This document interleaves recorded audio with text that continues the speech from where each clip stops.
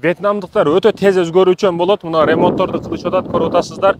Мисалы, кээ бир өлкөлөргө, Истанбулга мисалы бир баргандан кийин кайра барсаңыз ошол нерселерди көрүшүңүз мүмкүн. Көп нерсе жаңылык болбойт да. Ал эми вьетнамдыктар өтө тырышчаак, өтө өзгөчө тырышчаак эл болгондугу үчүн өзгөрүүлөрдү өтө тездик менен кабыл алышат, анан өзгөрүүлөргө тез сиңип кетет, анан өзгөрүүлөрдү жакшы көрөт.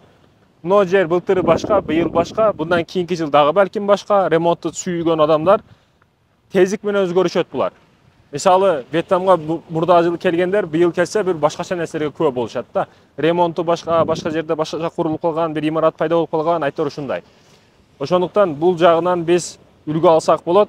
Булар өзгөрүүчөн, тез өзгөрүшөт. Көп нерсени тездик менен өзгөртүшөт. Бизде билесиздерби, эски зданиялар жылдап тура берет. Азыр Бишкекке барсаңыз, Союз учурунда курулган имараттар жөн эле жатат да. Эски кирпич. Мисалы, ошол эле Шүйдөгү, мисалы, эң таанымал көчө Советский, башка көчөлөрдө дагы барып атсаңыз, эски неме зданиялар дагы эле турат. Аларды бузуп бир супермаркет, дагы бир имарат жок дегенде отель салыш керек да. Көчөнүн биринчиден көркүн бузуп турат булар. Көрктү сонун эле бузуп турат да.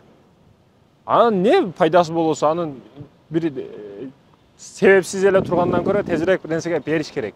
Иштетиш керек ал жерлерде. Андай кылып тездик менен өзгөрүшөт. Бул азыр неменин жээги экен, деңиздин жээги ремонт кылышып атат дагы.